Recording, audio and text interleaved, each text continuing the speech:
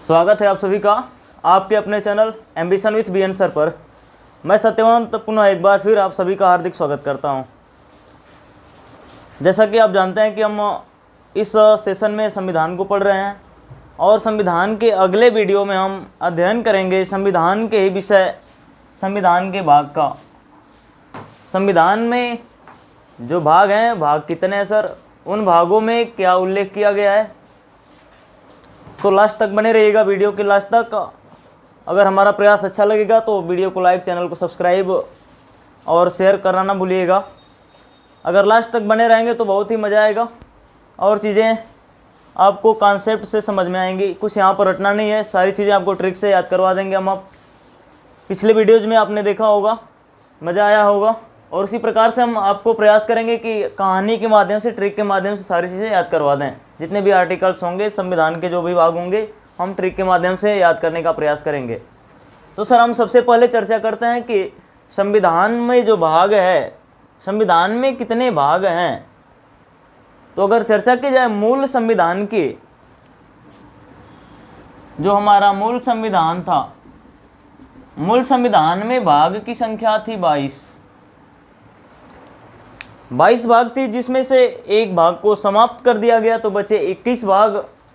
इसके बाद 4 भाग जोड़ दिए गए तो 21 4 टोटल 25 भाग वर्तमान में है हमारे। अर्थात तो भारतीय संविधान में कुल कितने भाग हैं सर, तो भारतीय संविधान में कुल 25 भाग हैं। मूल संविधान में कितने भाग थे, तो मूल संविधान में 22 भाग थे। आज हम इन 25 भागों के बारे में अध्ययन करेंगे। जैसा कि आप जानते हैं कि संविधान को लिखने में 2 वर्ष 11 माह 18 दिन का समय लगा था संविधान सभा के सदस्यों को। अब वहाँ से उन्होंने कुछ विषय जो है अनुसूचियों में रखा, कुछ विषय भाग में रखा और भाग के अंतर्गत उन्होंने अनुच्छेदों को रखा। उस विषय को आप अध्ययन करेंगे सर। यहाँ से भाग 1 का अध्ययन किया जाए सर। तो जो भाग 1 है, भाग 1 पढ़ें। आपको चर्चा किए थे हम अनुसूची में ही कि अगर आप भाग 1 पढ़ें, अनुसूची 1 पढ़ें, अनुच्छेद 1 पढ़ें, जहाँ पर भी एक विषय आता है वहाँ पर संघ और उसका राज्य क्षेत्र का वर्णन मिलता है। अर्थात भारत में जो राज्य हैं और भारत एक राज्यों का संघ है, इसके बारे में उल्लेख मिलता है। अर्थात सर संघ एवं उसका राज्य क्षेत्र, union and it's territories, Bharat और उसका राज्य क्षेत्र, या आप कह सकते हैं संघ एवं उसका राज्य क्षेत्र। भारत राज्यों का संघ होगा, इसकी परिभाषा दी गई। जब हम इसके भाग के अंतर्गत जो अनुच्छेद होंगे उनको पढ़ेंगे तो इसकी परिभाषा को हम पढ़ेंगे सर। क्या कहा गया है सामान्यतः भाग 1 में सर, संघ एवं उसका राज्य क्षेत्र, यूनियन एंड इट्स टेरिटरीज, और इसका जो उल्लेख किया गया है अनुच्छेद 1 से 4 के बीच किया गया। तो जहाँ पर भी एक विषय आएगा वहाँ पर संघ और उसके राज्य क्षेत्र का वर्णन है। भाग 2 की चर्चा की जाए सर, भाग 2 में नागरिकता का उल्लेख किया गया है, सिटीजनशिप का उल्लेख किया गया है। और इसके बाद यहाँ से आप देखिए तो हमारे जो संविधान में नागरिकता है, नागरिकता का उल्लेख आर्टिकल 5 to 11 अर्थात अनुच्छेद 5 से 11 के बीच किया गया है। नागरिकता का उल्लेख संविधान के किस भाग में है सर, तो संविधान के भाग 2 में है। नागरिकता का उल्लेख किस अनुच्छेद में किया गया है, तो 5 से लेकर के 11 के बीच किया गया है। यहाँ से अगर हम नागरिकता की चर्चा करें तो आप कमेंट बॉक्स में बताइएगा कि जो भारतीय संविधान में नागरिकता का प्रावधान है किस देश के संविधान से लिया गया है। इसके बाद यहाँ से सर जो नागरिकता है, भारत में एकल नागरिकता है। अर्थात हमारा जो निवास प्रमाण पत्र बनेगा या जो हमारा कोई भी डॉक्यूमेंट्स बनेगा, अगर कोई भी व्यक्ति पूछता है आप कहाँ के नागरिक हैं, तो हम बताएंगे भारत के नागरिक हैं। जैसे आप अमेरिका में जाएंगे तो वहाँ पर दोहरी नागरिकता है, स्विट्जरलैंड जाएंगे तो वहाँ पर तिहरी नागरिकता है। भारत में जब ये आपका जम्मू कश्मीर अलग था, जम्मू कश्मीर के लिए अलग संविधान का निर्माण किया गया था, तो उस समय भारत में दोहरी नागरिकता थी जम्मू कश्मीर में। लेकिन जम्मू कश्मीर समाप्त होने के बाद अब वहाँ जम्मू कश्मीर में भी एकल नागरिकता है। अर्थात भारत की कैसी नागरिकता है सर, एकल नागरिकता। अब यहाँ से हम कैसे याद रखेंगे कि सर भाग 2 में नागरिकता का उल्लेख है, तो यहाँ पर सर एक टैगवर्ड आप याद कर लीजिएगा। नागरिकता शब्द में, नागरिकता में एक शब्द आता है नाग, और जो नाग का फन होता है यह 2 के समान होता है। जो नाग फन निकालता है वो 2 के समान निकालता है। और नागरिकता का उल्लेख सर भाग 2 में किया गया है। इसका उल्लेख अनुच्छेद 5 से 11 के बीच है। अर्थात तो अनुच्छेद 5 से लेकर 11 तक जितने भी बातें कहे गए हैं, अर्थात जितनी बातें कही गई हैं वो नागरिकता के बारे में ही की गई। नागरिकता बिल के बारे में, नागरिकता संशोधन अधिनियम कितनी बार पारित किया गया, विदेशी नागरिकों को क्या अधिकार दिया जाता है, इन सभी का यहाँ पर वर्णन किया गया सर। इसके बाद हम भाग 3 को देखें। भाग 3 में मूल अधिकार है सर, और भाग 3 जो है यह सबसे महत्वपूर्ण है। संविधान का सबसे बड़ा भाग पूछा जाए तो संविधान का सबसे बड़ा भाग जो है भाग 3 है। भाग 3 में मूल अधिकार का उल्लेख है, अर्थात फंडामेंटल राइट्स का उल्लेख है सर, और यह उल्लेख अनुच्छेद 12 से 35 के बीच किया गया है। भाग 3 में मूल अधिकार का उल्लेख अनुच्छेद 12 से 35 के बीच किया गया है सर। मूल अधिकार क्या होते हैं सर? तो वे अधिकार जो जनता द्वारा मांगे जाते हैं और सरकार द्वारा प्रदान किए जाते हैं। अगर सरकार उनके अधिकारों को नहीं देती है, अर्थात यहाँ सर एक प्रश्न आपका बनता है कि मूल अधिकार प्रवर्तनीय हैं या अप्रवर्तनीय हैं, जस्टिसेबल हैं या नॉन जस्टिसेबल हैं। तो मूल अधिकार जो है सर जस्टिसेबल हैं, प्रवर्तनीय हैं, वाद्य योग्य हैं, हम कह सकते हैं। अर्थात हमारे संविधान में जो हमें मूल अधिकार दिए गए हैं, अगर हमारे मूल अधिकारों का उल्लंघन होता है तो हम सुप्रीम कोर्ट में जा सकते हैं, हाई कोर्ट में भी जा सकते हैं। अगर आप पढ़ेंगे संविधान का मूल अधिकार में सर पढ़ेंगे अनुच्छेद 32, तो अनुच्छेद 32 में कहा गया कि यदि किसी भी व्यक्ति के मूल अधिकारों का उल्लंघन होता है तो वह सुप्रीम कोर्ट में जा सकता है और सुप्रीम कोर्ट उसकी सुनवाई कर सकती है। अर्थात हम अनुच्छेद 32 के तहत सुप्रीम कोर्ट में जा सकते हैं सर।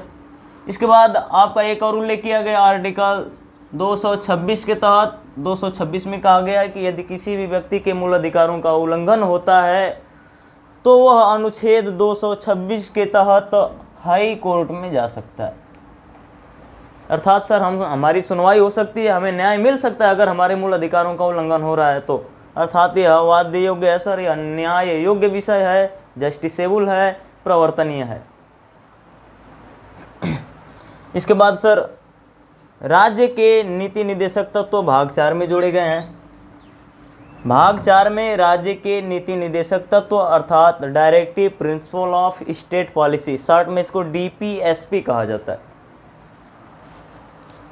भाग 4 का क सर, भाग 4 के क में मौलिक कर्तव्य फंडामेंटल ड्यूटीज, अनुच्छेद 51A में इसका वर्णन किया गया है। और अनुच्छेद 51A में सर 11 प्रकार के मूल कर्तव्यों का वर्णन है। अभी हम इसके बारे में अध्ययन करेंगे, एक बार सुन लीजिए। इसके बाद सर इसमें हमारे अगर देखें तो जो हमारा मूल कर्तव्य है यह जोड़ा गया 42वां संविधान संशोधन अधिनियम 1976 ईस्वी में। 42वां संविधान संशोधन अधिनियम 1976 ईस्वी में जब इसे जोड़ा गया तो इसमें 10 मूल कर्तव्य थे। वर्तमान में मूल कर्तव्यों की संख्या है 11 और 11वां मूल कर्तव्य जोड़ा गया 86वां संविधान संशोधन अधिनियम 2002 द्वारा शिक्षा का अधिकार। यहाँ से आपका प्रश्न बनेगा, अभी भी इसकी चर्चा करेंगे सर। इसके बाद भाग 5 पढ़ेंगे संघ का उल्लेख, द यूनियंस, अर्थात इसे हम केंद्र का संविधान भी कहते हैं। इसका उल्लेख है भाग 5 का अनुच्छेद 52 से 151 के बीच। भाग 6 पढ़ेंगे आप। भाग 6 में सर राज्यों का उल्लेख है, द स्टेट्स, अनुच्छेद 152 से 237 तक इसका उल्लेख है। इसके बाद आप पढ़ेंगे भाग 7। तो भाग 7 जो है सर यह 7वें संविधान संशोधन अधिनियम 1956 द्वारा इसको समाप्त कर दिया गया। अर्थात यहाँ पर जो -1 लिखा गया सर, एक भाग समाप्त किया जो गया है वह भाग आपका 7 नंबर का है सर। अर्थात भाग 7 को कब समाप्त किया गया, यह प्रश्न बना है कई बार आपका। तो 7वें संविधान संशोधन अधिनियम 1956 द्वारा समाप्त कर दिया गया। इसके बाद सर भाग 8 में केंद्र शासित प्रदेशों का उल्लेख है, और ये केंद्र शासित प्रदेशों का उल्लेख जो है 339 से 342 तक है सर। 339 से 342 तक। अब इसके बारे में हम अध्ययन करते हैं सर। आइए यहाँ से मूल अधिकार जो है, मूल अधिकार सर किस देश के संविधान से भारत के संविधान में लिया गया है। तो आप देखिएगा अ से अधिकार होता है और अ से अमेरिका भी होता है सर। अर्थात जो मूल अधिकार है यह अमेरिका से लिया गया है। आप अ बनाते हैं तो अ बनाने के लिए 3 की आकृति बनानी पड़ती है, अर्थात जो अ की आकृति है यह 3 जैसी है, अ से अधिकार और अ भी 3 के जैसा है, अ से अमेरिका, अर्थात भाग 3 में सर मूल अधिकार और ये मूल अधिकार लिए कहाँ से गए हैं भाई, तो ये अमेरिका से लिए गए हैं। इसमें अनुच्छेद 12 से लेकर के अनुच्छेद 35 तक वर्णन है। जैसे इसमें आपको अनुच्छेद 19 पढ़ेंगे तो वहाँ पर स्वतंत्रताएं दी गई हैं 6 प्रकार की, कहीं आने जाने की स्वतंत्रता, बोलने की स्वतंत्रता, सभा करने की स्वतंत्रता, तमाम प्रकार की स्वतंत्रताएं हैं आपको दी गई हैं संविधान के द्वारा। इसके बाद आप अनुच्छेद 21 पढ़ेंगे तो वहाँ पर अनुच्छेद 21 में दैहिक स्वतंत्रता का अधिकार है, अर्थात आप जीने के लिए स्वतंत्र हैं बट मरने के लिए स्वतंत्र नहीं हैं, आप अपनी इच्छा से मर नहीं सकते। इसके बाद आप अनुच्छेद 19 पढ़ेंगे तो उसी में फैशन का अधिकार दिया गया है। इसके बाद अनुच्छेद 21 पढ़ेंगे, इसी में सर आपको अपने मनपसंद व्यक्ति से शादी करने का अधिकार है, अर्थात हम इसको पढ़ेंगे तो सारी चीज़ें इसमें हम डिटेल से अध्ययन करेंगे। सर भाग 3 में क्या है, तो मूल अधिकार है, भाग 3 में मूल अधिकार है सर। और मूल अधिकार लिया कहाँ से गया, किस देश के संविधान से, तो अमेरिका के संविधान से लिया गया है। किस भाग में है, भाग 3 में है सर। अब आगे आते हैं सर। अगर सर मूल अधिकार जो हमें प्राप्त है, अगर राज्य हमें मूल अधिकार देने से मना करता है तो हम उसके खिलाफ सुप्रीम कोर्ट में भी जा सकते हैं, हाई कोर्ट में भी जा सकते हैं। अनुच्छेद 32 के तहत सुप्रीम कोर्ट में जाएंगे मूल अधिकार का उल्लंघन होने पर, और अनुच्छेद 226 के तहत हाई कोर्ट में जाएंगे मूल अधिकार का उल्लंघन होने पर। इसके बाद यहाँ से देखेंगे सर मूल अधिकार में हमारे समता का अधिकार, सांस्कृतिक या धार्मिक शिक्षा का अधिकार, धर्म का अधिकार, तमाम प्रकार के अधिकारों की बात की गई, उसको अध्ययन करेंगे हम। इसके बाद भाग 4 में जो है सर राज्य के नीति निर्देशक तत्व, इसको हम कहते हैं sir directive principle of state policy, अर्थात यहाँ से देखिएगा आप directive principle of state policy, इसको शॉर्ट में करेंगे सर तो 4 अक्षर होंगे, 1 2 3 और 4। कितने अक्षर हैं डीपीएसपी में, 4 अक्षर हैं। और यह किस भाग का विषय है, तो यह भाग 4 का विषय है, जितने अक्षर उतना भाग, अर्थात राज्य के नीति निर्देशक तत्वों का उल्लेख किस भाग में है, भाग 4 में। इसके बाद इसका उल्लेख कहाँ से कहाँ तक किया गया सर, तो अनुच्छेद 36 से अनुच्छेद 51 तक राज्य के नीति निर्देशक तत्वों का उल्लेख है। यहाँ पर जो राज्य के नीति निर्देशक तत्व दिए गए हैं सर, इसमें राष्ट्रीय महत्व की बात की गई है। इसमें हम पढ़ लेंगे अनुच्छेद 38, तो अनुच्छेद 38 के तहत लोक कल्याणकारी राज्य की स्थापना की बात है। इसके बाद अनुच्छेद आप 40 पढ़ेंगे तो अनुच्छेद 40 में ग्राम पंचायतों के गठन की बात की गई है, उनका अध्ययन करेंगे हम भाग 4 में। इसके बाद जो भाग 4 का है यह महत्वपूर्ण हमारे लिए आ जाता है सर, मौलिक कर्तव्य। 4 का ए कह सकते हैं या 4 का क कह सकते हैं इसको। यहाँ से सर 4 का जो ए है मौलिक कर्तव्य, यह जोड़ा गया 42वां संविधान संशोधन अधिनियम 1976 ईस्वी के द्वारा। अब यहाँ मौलिक कर्तव्य में यह जो मौलिक कर्तव्य है सर, सरकारों को प्राप्त है यह अधिकार। मौलिक कर्तव्य जैसे जब भारत का संविधान बना तो वहाँ पर 2 प्रकार के अधिकार दिए गए, एक जनता को अधिकार दिए गए, एक सरकार को अधिकार दिए गए। सरकार इसको लागू कर सकती है, नहीं भी कर सकती है, इसको हम आगे पढ़ेंगे। अब यहाँ से मौलिक कर्तव्य कब जोड़ा गया, 42वां संविधान संशोधन अधिनियम 1976 द्वारा जोड़ा गया। अब यहाँ से बहुत ही प्यारा सा प्रश्न बनता है सर कि मूल संविधान में मौलिक कर्तव्यों की संख्या कितनी थी, तो ऑप्शन में रहता है 10, 11, 9, इनमें से कोई नहीं। तो सर यहाँ पर ध्यान दीजिएगा, मूल संविधान में क्या हमारे मौलिक कर्तव्य थे। मूल संविधान बना था 26 नवंबर 1949 ईस्वी को, और इसको जोड़ा कब गया है, 1976 ईस्वी में। 1976 ईस्वी में जोड़ा गया, तो यह मूल संविधान में रहेगा ही नहीं सर, यह बाद में जोड़ा गया। तो यहाँ से हमारा जो प्रश्न बनता है सर, मूल संविधान में मूल कर्तव्यों की संख्या कितनी थी, तो कोई मूल कर्तव्य था ही नहीं। इसकी भी चर्चा हम करेंगे सर जब इसके बारे में अध्ययन करेंगे अनुच्छेद 51A के तहत। इसके बाद सर जो हमारा 42वां संविधान संशोधन 1976 ईस्वी के द्वारा मूल कर्तव्य जोड़ा गया, इसमें 10 प्रकार के मूल कर्तव्यों का वर्णन किया गया। लेकिन सर आप पढ़ेंगे 86वां संविधान संशोधन 2002, तो 86वां संविधान संशोधन 2002 के तहत शिक्षा के अधिकार को शिक्षा के अधिकार को मूल कर्तव्यों में जोड़ दिया गया। अर्थात यहाँ से 86वां संविधान संशोधन अधिनियम 2002 के द्वारा शिक्षा के अधिकार को मूल कर्तव्यों में जोड़ा गया। अब यहाँ से देखिएगा शिक्षा और 86, यहाँ कई बार पूछा गया है शिक्षा का अधिकार कहाँ जोड़ा गया है सर, कब जोड़ा गया, किस संविधान संशोधन द्वारा, तो 86वां संविधान संशोधन द्वारा। इसके बाद भाग 6 में सर भाग 5 में संघ का उल्लेख है। संघ को हम सर संघ के लिए यूनियन शब्द का प्रयोग किया गया भारतीय संविधान में, इसकी चर्चा हम करेंगे आगे। यूनियन और फेडरेशन 2 शब्द हैं, हमारे संविधान में फेडरेशन शब्द का प्रयोग नहीं किया गया है, यूनियन शब्द का प्रयोग किया गया है। यूनियन में देखिएगा कितने अक्षर हैं सर, 1 2 3 4 और 5 अक्षर हैं, और 5 अक्षर हैं किस भाग में है, भाग 5 में है। अर्थात भाग 5 में किसका उल्लेख है सर, तो संघ का उल्लेख है। संघ का उल्लेख किस अनुच्छेद में है, तो अनुच्छेद 52 से लेकर के 151 के बीच है। यहाँ पर राष्ट्रपति के बारे में कुछ बातें कही गई हैं, आप पढ़ेंगे। इसके बाद उपराष्ट्रपति के बारे में बातें की गई हैं, यहाँ पर आप पढ़ेंगे संघ के संविधान में। इसके बाद आपके सर्वोच्च न्यायालय के बारे में बातें की गई हैं, यहाँ पर आप पढ़ेंगे। तो सारी चीज़ें यहाँ पर हम अध्ययन करेंगे सर। इसके बाद आगे आएंगे भाग 6, तो भाग 6 में राज्यों का उल्लेख किया गया है, और राज्यों को सर हम स्टेट्स कहते हैं।